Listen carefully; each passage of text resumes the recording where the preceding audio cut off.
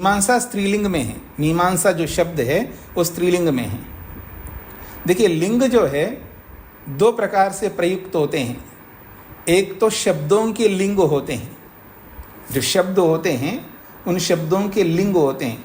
अमुक शब्द पुल्लिंग में है, अमुक शब्द स्त्रीलिंग में, और अमुक शब्द नपुंसक लिंग में। परमपिता परमेश्वर को संबोधित करने वाले जो जप शब्द हैं, वेदों में दुनिया भर के शब्द हैं, अथाह शब्द भंडार है वेदों में।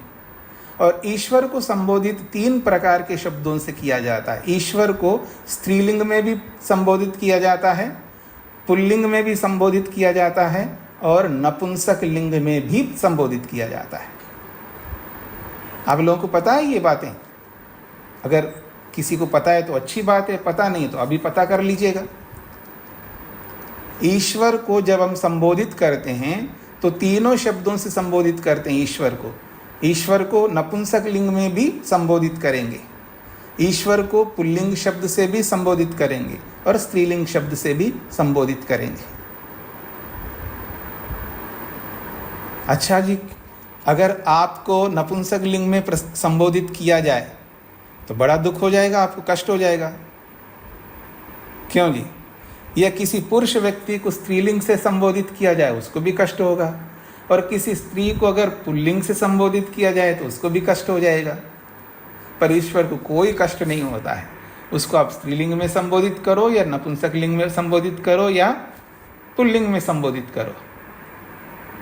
और जिसको कष्ट होता है शब्दों से, याद रखना, दुनिया में सबसे ज़्यादा मनुष्य एक ऐसा प्राणी है जो शब्दों से बहुत दुखी होता है।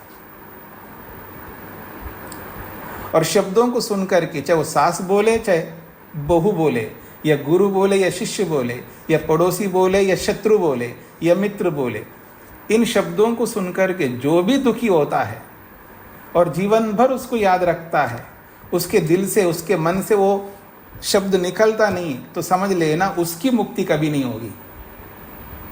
समझ लेना उसको कभी ईश्वर का दर्शन नहीं होगा। चलो, अब मंजूर है आपको? मतलब आप जो दुखी होते हैं शब्दों को लेकर के, किसी न किसी के शब्दों को लेकर के, आप इतनी बड़ी भूल क्यों करना चाहते हैं अपने जीवन में कि केवल शब्द के कारण से मैं ईश्वर के दर्शन से वंचित हो जाऊं? हाँ जी, केवल शब्द के कारण से, अनीता जी, केवल शब्द के कारण से। हाँ, कितना बड़ा सुकून मिलता है जब आदमी को, जब ये बोध हो जाता है शब्द मेरे को कुछ भी बिगाड़ नहीं सकते। शब्द का अर्थ है उत्पन्न होना और समाप्त होना। शब्द उत्पन्न होता है और नष्ट हो जाता है, और वो शब्द मेरे को कुछ भी नहीं कर सकता है। मुझे आत्मा में एंट्री करके मेरे को कोई कष्ट नहीं दे सकता शब्द। वैसे आप बहुत पढ़ते रहते, नैनम छिंदन्ति शस्त्राणि नैनम दहति पावक न चैनम क्लेदयन्त्यापो न शोषयति मारुतः। बहुत पढ़ते रहते हैं आप लोग। ये पढ़ाई लिखाई कहाँ जा रही है आपकी? जब आत्मा को शस्त्र काट नहीं सकते, पानी गीला नहीं कर सकता, अग्नि जो है उसको जला नहीं सकती, वायु सुखा नहीं सकती, ये कुछ भी कुछ नहीं कर सकते।